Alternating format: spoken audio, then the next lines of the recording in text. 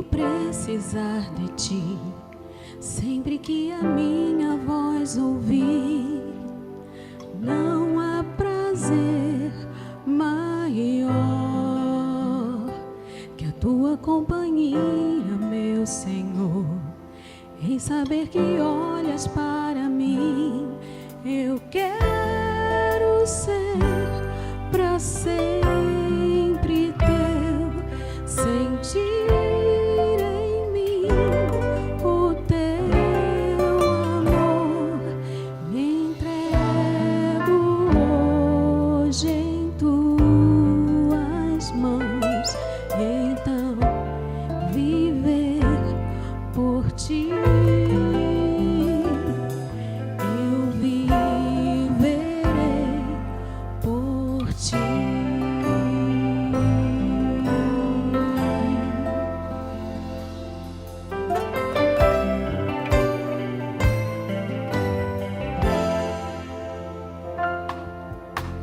Toma o meu querer,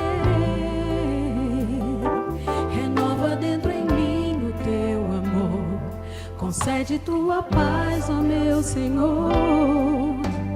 Faz-me teu servo, ó Deus,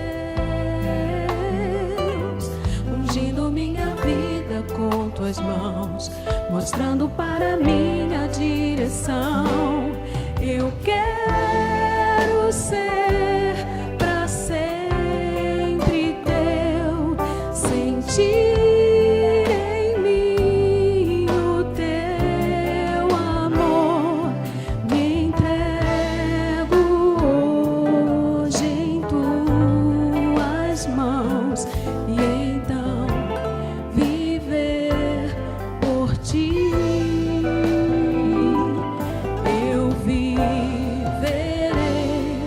por ti. E se à noite a escuridão cair, eu buscarei a ti, clamarei teu nome, meu Senhor, pois creio em teu amor. Não temerei, pois sei que o meu pastor abrigo me dará, e então serei sempre teu.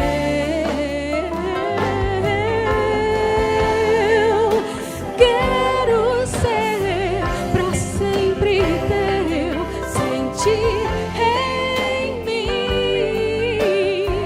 o teu amor. Me entrego hoje em tuas mãos, e então viver por ti.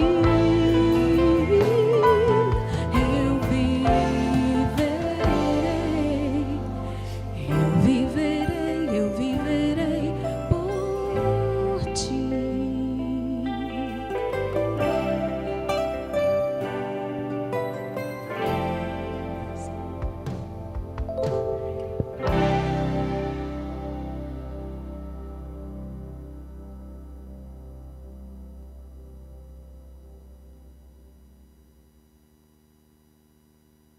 Entrego-me hoje em tuas mãos, e então eu viverei por ti. Que esta seja a sincera decisão de cada um de nós nesta manhã.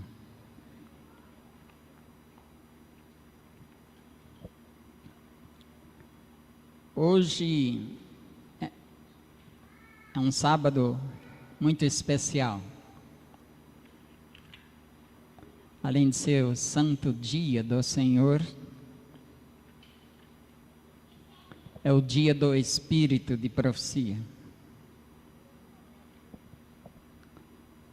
Eu saúdo a todos os irmãos e amigos que aqui estão com a paz do nosso Senhor Jesus Cristo. Sejam todos bem-vindos à casa do Senhor. Em razão deste dia eu escrevi algumas coisas aqui, gostaria de passá-las aos irmãos. Como já disse, no calendário da Igreja Adventista do Sétimo Dia, O dia de hoje é muito especial. É o dia do Espírito de Profecia. As raízes históricas da Igreja Adventista do Sétimo Dia se originaram na Bíblia, a Palavra de Deus, e é fruto de um cumprimento profético, percorrendo a vida de patriarcas, profetas e reis, que foram representantes de Deus durante os períodos do Antigo e do Novo Testamento. O relatório bíblico fala que, vindo a plenitude dos tempos, ou do tempo, Deus enviou seu Filho ao mundo, Gálatas 4:4, para trazer luz e esperança de vida eterna. Jesus veio fundar o cristianismo, que durante sua história enfrentou provas e desafios. A igreja cristã foi perseguida, muitos cristãos foram martirizados, e a verdade da palavra de Deus foi mudada. Os adventistas do sétimo dia creem que foram chamados por Deus para resgatar e levar ao mundo o conhecimento pleno da verdade revelada na palavra de Deus. Nessa origem histórica está ligada a uma série de fenômenos relacionados ao cumprimento de profecias bíblicas. E foi no cumprimento da maior profecia bíblica, os 2.300 dias de Daniel 8:14, que surgiu o povo a quem Deus restauraria o mais importante dom para a igreja, o dom profético. Daí, como gratidão a Deus e para manter sempre vivas suas raízes históricas, nossos líderes escolheram este sábado como o dia do Espírito de Profecia. Eu gostaria de mencionar aqui um texto da notável escritora evangélica Ellen White, a quem Deus lhe deu o dom profético. Quero relatar um texto bíblico que nós encontramos, o que é encontrado em Mensagens Escolhidas, volume 3, página 162. Ao recapitular nossa história passada, diz ela, havendo percorrido todos os passos do nosso progresso até o nosso estado atual, posso dizer: louvado seja Deus! Quando vejo o que Deus tem executado, enche-me de admiração e confiança na liderança de Cristo para esta igreja. Nada temos que recear quanto ao futuro, a menos que esqueçamos a maneira em que o Senhor nos tem guiado e os ensinos que nos tem ministrado no passado. Mensagem Escolhida, volume 3, página 162. Que Deus continue a pôr o seu olhar de misericórdia sobre esta igreja. Em outra parte ela diz: fraca e defeituosa como possa parecer, a igreja é o único instrumento na terra sob o qual Deus deposita em sentido especial o seu olhar de misericórdia.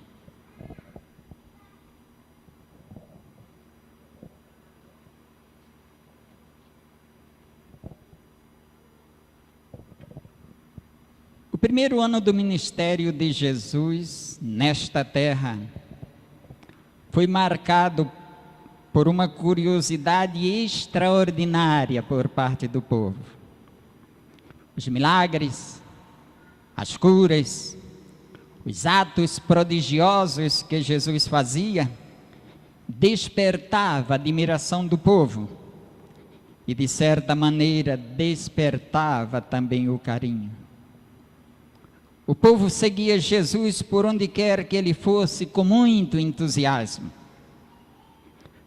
Poderíamos dizer, sem dúvida, que o primeiro ano do seu ministério nesta terra foi o ano da popularidade. No segundo ano do ministério de Jesus, os líderes religiosos daquele tempo se encarregaram de colocar o povo contra o ministério do Senhor. Os fariseus observavam atentamente o que ele falava, para depois torcer tudo o que Jesus dizia. Queriam acusá-lo de blasfêmia, de falsidade ideológica, de rebeldia contra a doutrina estabelecida pela igreja, tentando achar um erro em seus ensinamentos. É por isso, justamente por isto, que no terceiro ano do seu ministério aqui na terra, Jesus começou a usar em seus discursos e ensinamentos aquilo que chamamos de parábola. No Sermão do Monte ou da Montanha, pronunciado no início do seu ministério, o Senhor Jesus disse as coisas de maneira clara, sem rodeios, mas como os inimigos agora tentavam encontrar erros em tudo que ele dizia e fazia, Jesus passou a trabalhar com sabedoria, com prudência. Por isso, ele começou a usar parábolas. Mas o que são parábolas? Parábolas, queridos, são ensinamentos paralelos a uma lição principal. Quando Jesus queria ensinar uma lição básica, ele usava um ensinamento paralelo, tomando figuras, quadros, ideias, maneiras de pensar do povo, para que a partir daquilo que o povo conhecia, ele pudesse ensinar a verdade que queria, fixá-las na mente das pessoas. É por isso que no último ano do seu ministério aqui na terra, encontramos muitas parábolas. Uma delas é a parábola que nós vamos considerar nesta manhã. Ela se encontra no livro de São Mateus. Abram a palavra de Deus, capítulo 13, versículos 24 a 30. São Mateus 13, capítulos 24 a 30.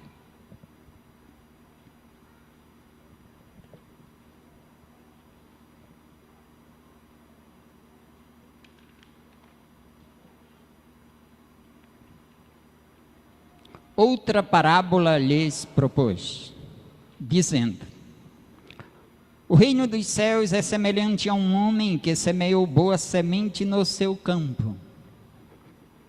Mas, enquanto os homens dormiam, veio o inimigo dele, semeou joio no meio do trigo e retirou-se. E quando a erva cresceu e produziu fruto, também produziu joio. Então, vindo os servos do dono da casa, lhe disseram: Senhor, não semeaste boa semente no teu campo? De onde, pois, vem o joio? Ele, porém, lhes respondeu: um inimigo fez isso. Mas os servos lhe perguntaram: queres que vamos e arranquemos o joio? Não, replicou ele, para que, ao separar o joio, não arranqueis também com ele o trigo. Deixai-o crescer juntos até a colheita, e, no tempo da colheita, direi aos ceifeiros: ajuntai primeiro o joio, atai-o em feixes para ser queimado, mas o trigo recolhei-o no meu celeiro.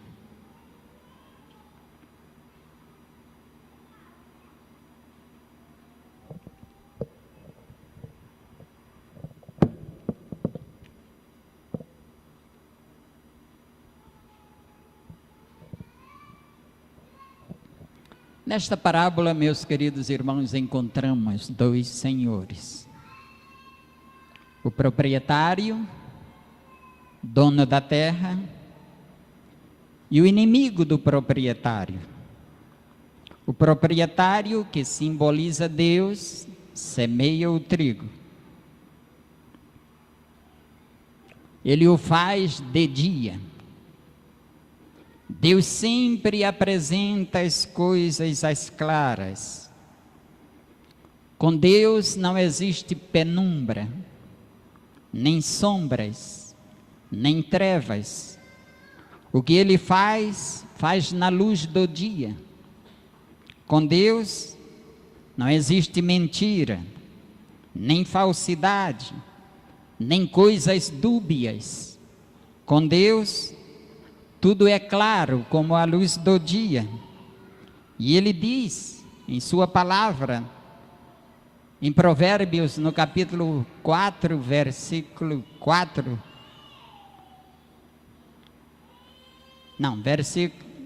Provérbios 4 e versículo 18.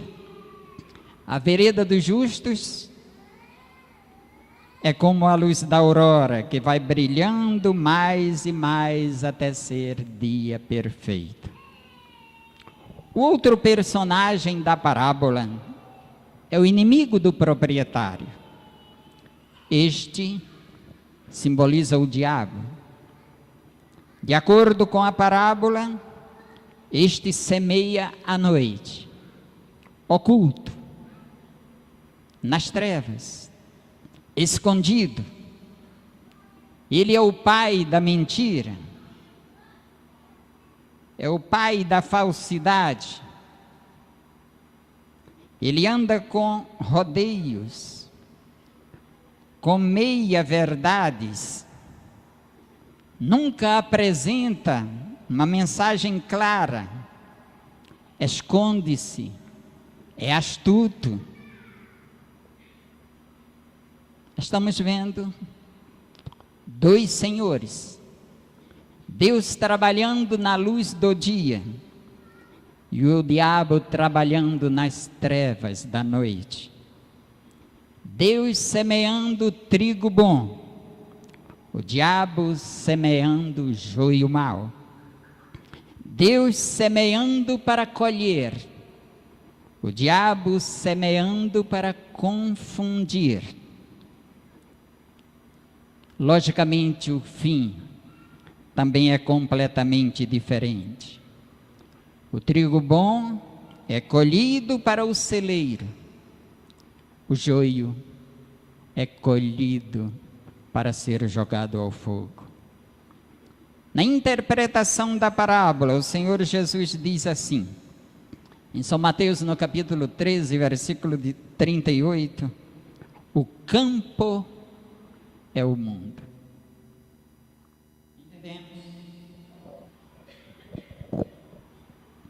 Entendemos? Todos nós habitamos neste mundo. Isto quer dizer que ninguém pode ficar fora no terreno neutro, ou dizer, hoje eu não vou me comprometer, porque naquele campo que representa o mundo, só existe trigo e joio, apenas dois grupos, semente boa e semente má.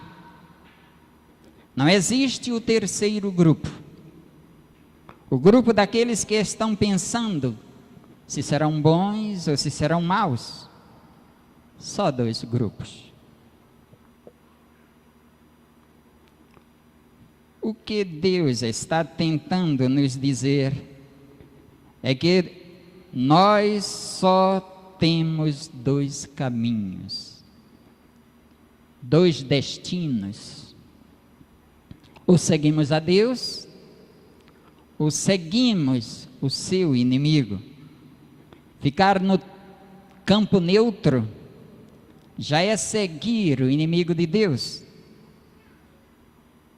Ou você se compromete, ou não. Ou você segue, ou foge. Ou você aceita, ou rejeita. Esta é uma das lições que a parábola do trigo nos ensina. Segundo a parábola, nós percebemos que o inimigo semeia uma planta que é muito parecida com o trigo. As duas plantas, trigo e joio, são tão parecidas que quando os empregados dizem ao patrão, queres que vamos e arranquemos o joio?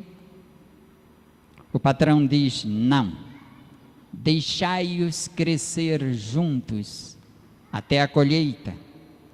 Mateus 13, 28 a 30. Ou seja, deixem o trigo e o joio crescerem, porque se nós começarmos a tirar agora o joio, corremos o risco de, tentando tirar a erva má, tirar por aí um trigo bom. Deixem que as plantas amadureçam. Um dia, quando a colheita chegar, aí sim, o trigo e o joio terão destinos diferentes. E esta, meus irmãos, é a lição básica que precisamos aprender. Por mais dolorosa que pareça entre nós,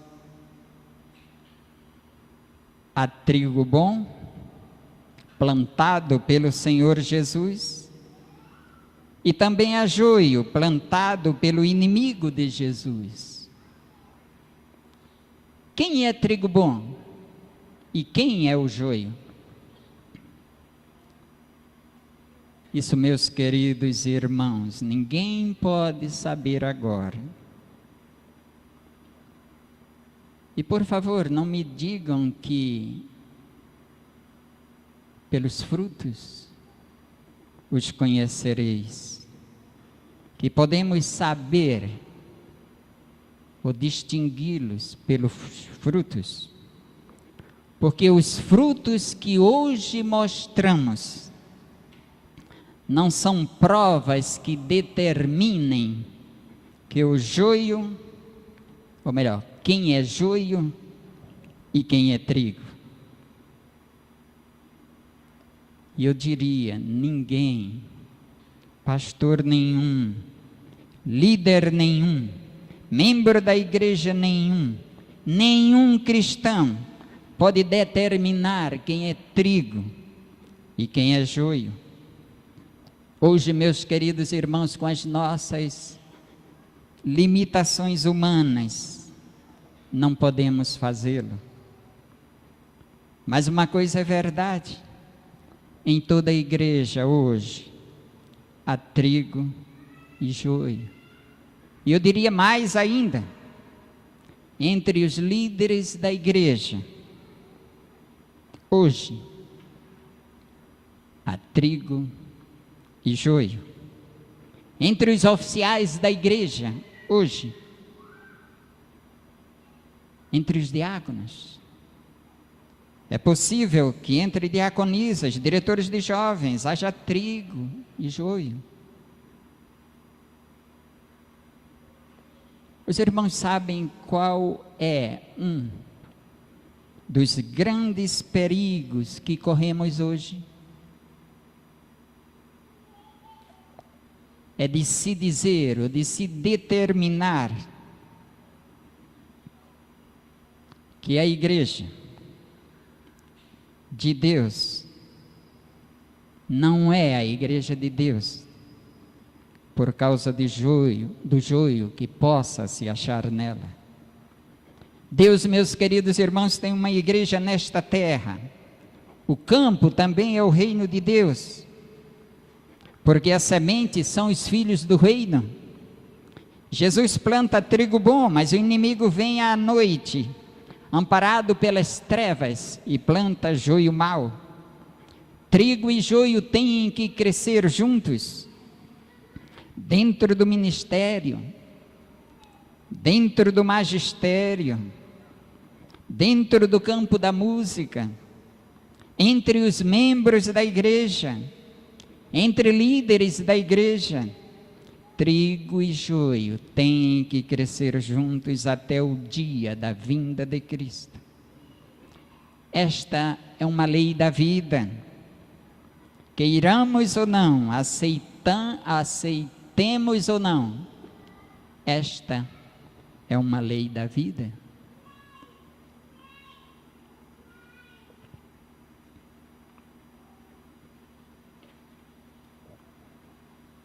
E agora vem a pergunta: irmão, então ninguém pode saber quem é trigo e quem é joio? Pode sim. Só eu e Deus podemos saber se eu sou joio, se eu sou trigo ou joio. Vocês não. Meus filhos não. Só Deus e eu sabemos se eu sou trigo ou joio. Só Deus e você sabem se você é trigo ou joio. Eu sou incapaz de olhar para os meus irmãos e dizer: este é trigo, aquele é joio. Porque nós, queridos seres humanos, podemos ver apenas o que está à nossa frente, diante dos nossos olhos. Deus, porém, vê o coração. Eu posso enganar as pessoas, mas eu não posso enganar a Deus, nem a mim mesmo. Nas horas da solidão, eu sei quem eu sou. E não posso enganar a Deus, nem a mim. O plano de Deus, meus queridos, é que todos, na sua igreja, sejam joio. Repetindo, o plano de Deus para a sua igreja é que todos na sua igreja sejam trigo. E Ele está trabalhando e continuará para alcançar isto. Ele veio ao mundo para reproduzir em cada um de nós cristãos o seu caráter maravilhoso, para fazer-nos crescer e produzir bons frutos. E agora, meus queridos irmãos, em razão disto, eu queria dar um conselho a muitas pessoas sinceras que estão entrando na igreja. E é o seguinte: se você pensa que ao vir para a igreja vai encontrar um clube de anjinhos que nunca erra, está enganado. A verdade é que você vai encontrar muita gente sincera, que escolheu e aceitou a Jesus, e que apesar das suas imperfeições, está crescendo na experiência cristã, que é zeloso, dedicado, comprometido. Mas é verdade também que você vai encontrar muita gente que somente veste a camisa da igreja, digo melhor, a camisa da religião, que não ajunta, que espalha, que não soma, só divide, que não edifica, só destrói. E o grande erro, e é isso que eu quero dizer, a esses que estão vindo, o grande erro de muita gente é que quando descobre na igreja uma planta igual ao joio, passam a dizer que esta não é a igreja de Deus. Vou embora. Aqui todo mundo é hipócrita, é mentiroso. Aqui ninguém vive o que prega. Esta não pode ser a igreja de Deus. Meu querido irmão, eu levanto a Bíblia para dizer o seguinte: Deus tem uma igreja nesta terra,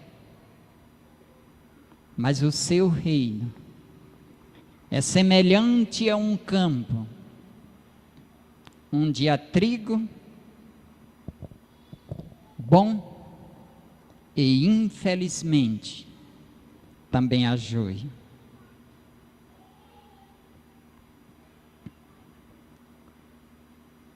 Queria abrir um parêntese aqui. Há pouco tempo eu encontrei um amigo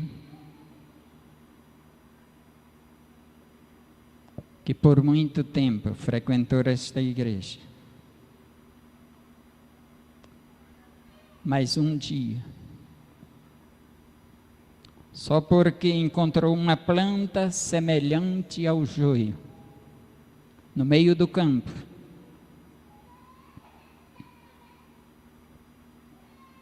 entristeceu-se e abandonou a igreja. E hoje, longe de Deus, está se consumindo, sofrendo nas horas de solidão, lutando contra o Espírito de Deus, só porque encontrou uma planta semelhante ao joio na igreja. Em que parte da Bíblia, meus queridos irmãos, encontramos uma igreja onde todos são trigo maravilhosos?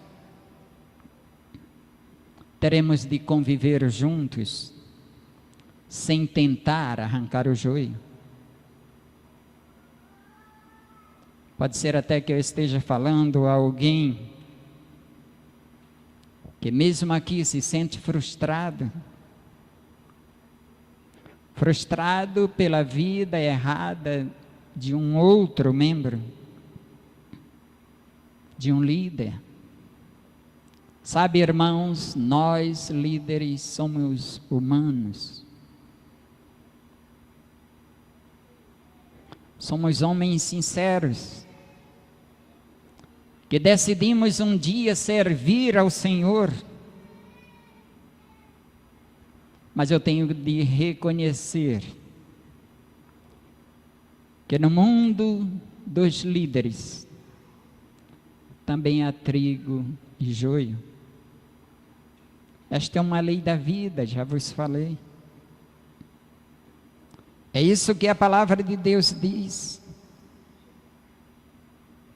Agora eu pergunto, teria você motivo para estar longe de Deus, triste com Ele, só porque um dia um líder da igreja mentiu para você? Só porque existe racismo dentro da igreja? Só porque um dia você viu preferências por um e desrespeito para com outro? Meus amados, um dia todos nós, líderes e liderados, teremos contar, ou teremos que dar conta a Deus pela maneira como administramos a nossa vida. Um dia, finalmente, o trigo será separado para ser guardado no celeiro e, infelizmente, o joio será arrancado para ser queimado no fogo. Saibam, eu sempre peço a Deus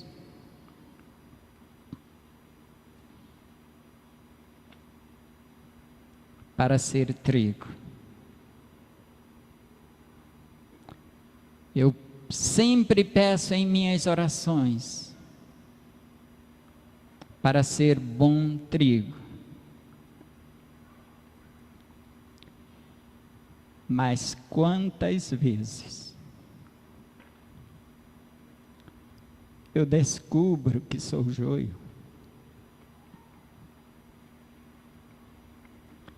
E tenho que cair aos pés de Jesus e dizer-lhe: Senhor,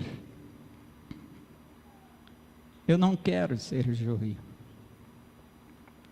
eu quero ser trigo. Reproduz o teu caráter em minha vida. Oh, queridos irmãos, eu gostaria de falar de coração a coração com você. Como tem sido sua vida? Você é uma pessoa que não consegue perdoar, que não perdoa o seu próximo. Alguém o ofendeu, magoou-lhe, já se passaram anos e mais anos, e você não consegue perdoar, mas você está na igreja, cantando, estudando a Bíblia, orando. Por favor, diga-me para onde você está indo, o que é que você quer, o que você acha da vida. Você é trigo ou joio?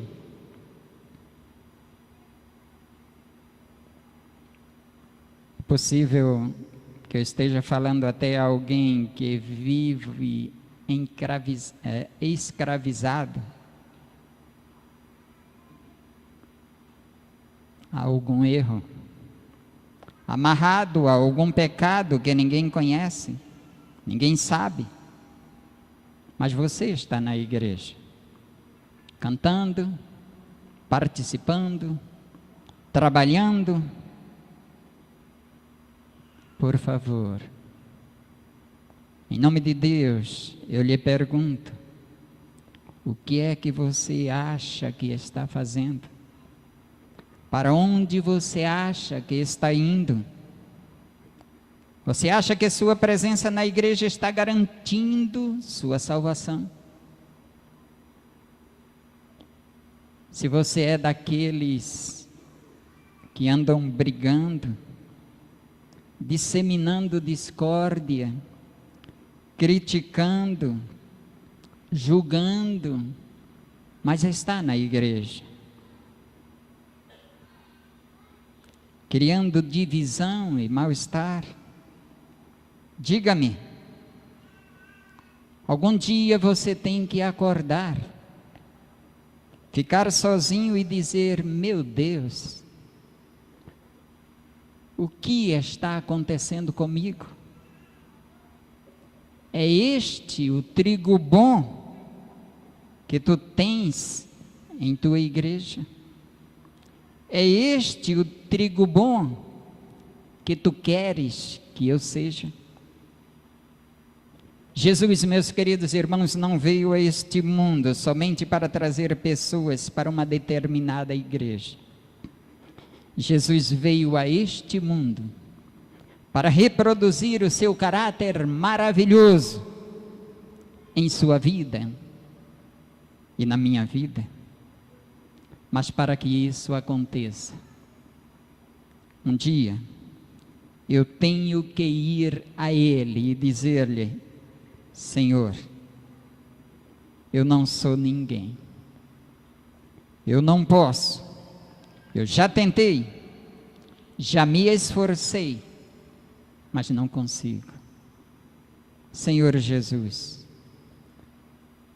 só tu podes, e se tu pedes que eu me esforce para vencer, eu também estou te pedindo forças para isto acontecer.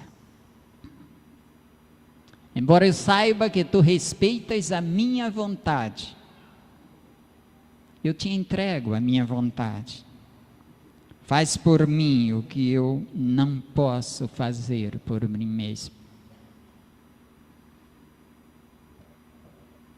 Ao longo de minha vida, meus prezados, eu já vi verdadeiros joios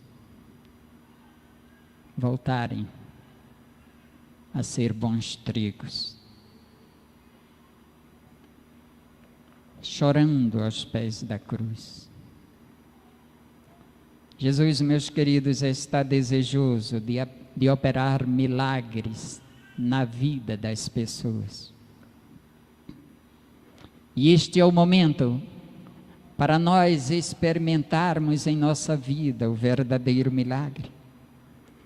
Para nós experimentarmos as experiências maravilhosas do Evangelho em nossa vida, transformando o nosso coração e aprendendo seus ensinos.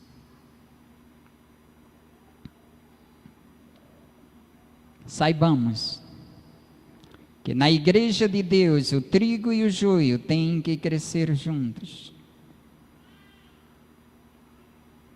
entendendo que na igreja, apesar das imperfeições, há trigo, e continua sendo esta a igreja de Deus. Saibamos que imperfeições humanas não são justificativas para nós nos afastarmos dos pés de Deus, dos pés de Cristo. Que deixemos nossas tristezas aos pés do Senhor. Que não tentemos julgar o outro por maior mal que ele lhe tenha feito, aborrecendo-o, irando-se contra ele. Deus acerta as nossas contas. Um dia ele voltará E se me encontrar desesperado e perdido, e me perguntar: filho, por que você não esteve comigo? E eu lhe disser: Senhor, na tua igreja havia muitos hipócritas. Essa com certeza não será uma desculpa, uma justificativa. Porque verdadeiramente ele me dirá: filho, trigo e joio tinham que crescer juntos. Você nunca leu isto na minha palavra? Que Deus, meus queridos irmãos, nos abençoe. Nos ajude, nos conceda forças e determinação. Às vezes, queridos, é difícil aceitar que em meio da igreja de Deus exista gente que não vive as maravilhas do Evangelho. Mas hoje nós aprendemos, ou compreendemos melhor, que trigo e joio devem crescer juntos. E nós devemos pedir ajuda ao Senhor para sermos bons trigo e sempre uma fonte de inspiração para outros. Que Deus nos abençoe para atingirmos esse propósito. Amém.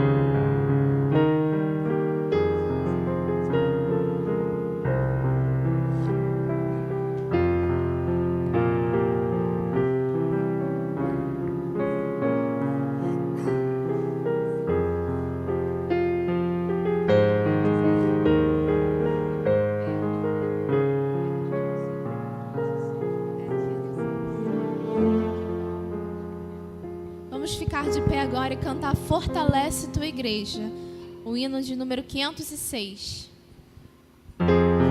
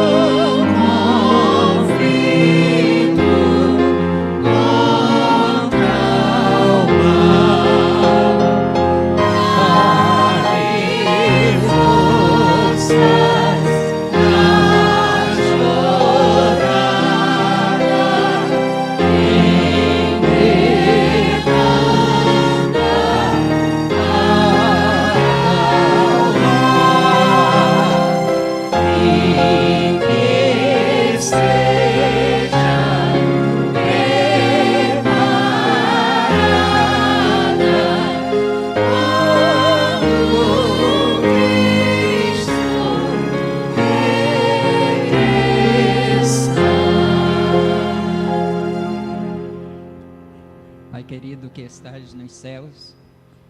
A nossa gratidão sincera, ó Deus, pela oportunidade que tivemos de ouvir a Tua palavra.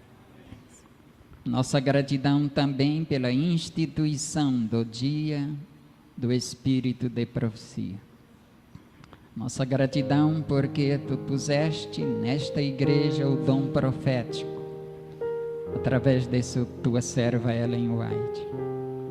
Nossa gratidão também, Senhor, pelo grande oferecimento que Tu nos concedes, de transformar-nos semelhantes a Ti. Agora conduze-nos em paz aos nossos lares, que estejas sempre ao nosso lado e em nosso coração, para que todos nós produzamos dia após dia o fruto do Espírito. Suplicamos-te estas bênçãos em nome de Jesus. Amém.